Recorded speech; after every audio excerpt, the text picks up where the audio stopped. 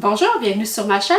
Aujourd'hui, je vais faire une sauce barbecue. C'est vraiment pratique d'avoir une bonne sauce barbecue pour mettre sur les côtes levées, sur les ailes de poulet ou pour accompagner les grillades comme un steak ou des côtelettes de porc ou une belle poitrine de poulet. Donc oui, on en retrouve sur le marché. Comme moi, j'ai acheté celle-là ici.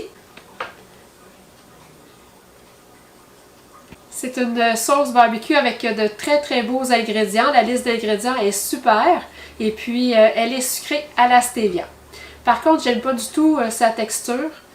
C'est vraiment très liquide et puis je trouve que ça enrobe pas bien les aliments et puis son goût c'est moyen. J'en avais trouvé une qui était super bonne, mais par contre elle était sucrée au sucralose. Puis le sucralose, c'est un édulcorant chimique qu'on doit absolument éviter si on veut prendre soin de notre santé.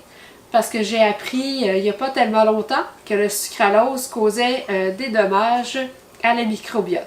Donc elle avait un impact sur notre flore intestinale.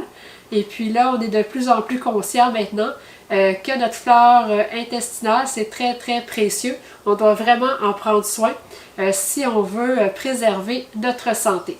Donc moi maintenant, dès que je vois sucralose, j'évite le produit.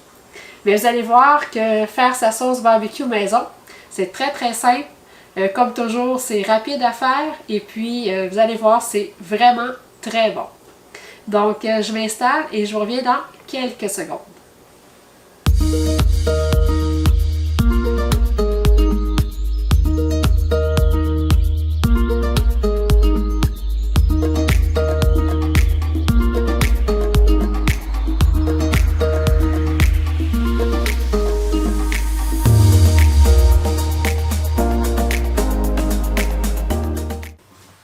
Donc pour faire la sauce barbecue, on a besoin d'une canne de pâte de tomate, une canne de 6 onces, donc 156 ml.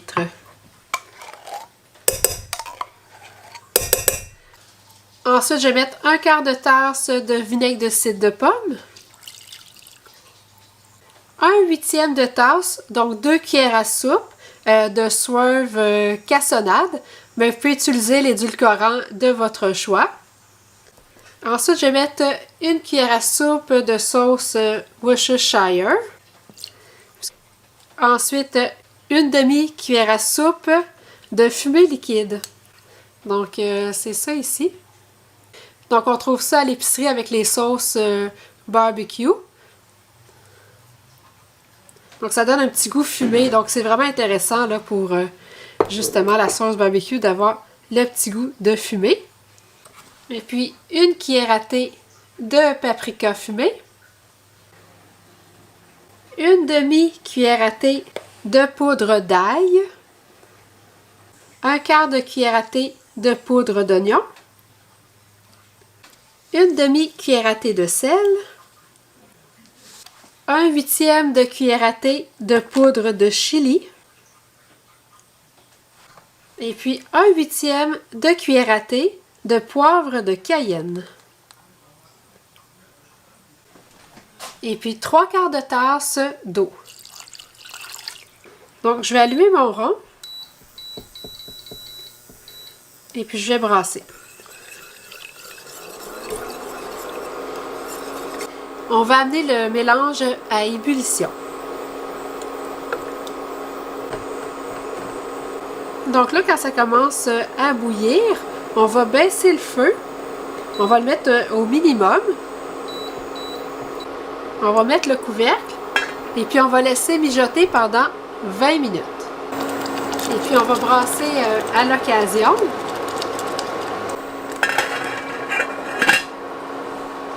Je l'ai laissé mijoter seulement 15 minutes parce qu'après 15 minutes, la consistance me plaît. Je la trouve parfaite. Donc, quand vous allez avoir la consistance que vous voulez, ça va être important de goûter à la sauce. Et puis là, si vous voulez avoir une sauce un peu plus sucrée, ça va être de rajouter un peu plus d'édulcorant. Et puis si vous la voulez plus épicée, ça va être d'ajouter un peu plus de poudre de chili ou de poivre de cayenne. Vous allez pouvoir l'ajuster vraiment à votre goût. Vraiment parfait. Le goût, là, il est vraiment là, super bon. Vous ne trouverez pas une bonne sauce barbecue comme ça sur le marché. Je vous dis, ça vaut vraiment la peine de la faire maison. Donc aujourd'hui, j'ai fait une recette simple, mais vous pourriez très bien la doubler, la tripler, parce qu'elle se conserve très très bien au congélateur. Donc il suffit de la mettre dans des petits pots maçons, puis mettre ça au congélateur, et puis vous allez en avoir pour longtemps. Vous ne serez pas obligé d'en cuisiner à chaque semaine.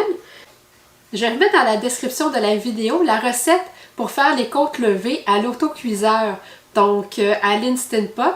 Vous allez voir, ça donne des côtes levées là, tellement tendres, c'est incroyable.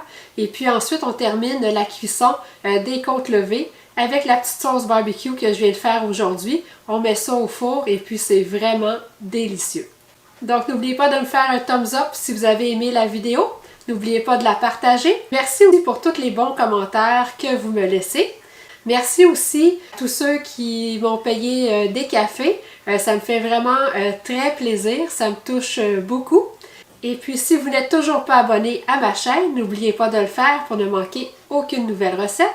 Et puis, on se revoit bientôt. Merci!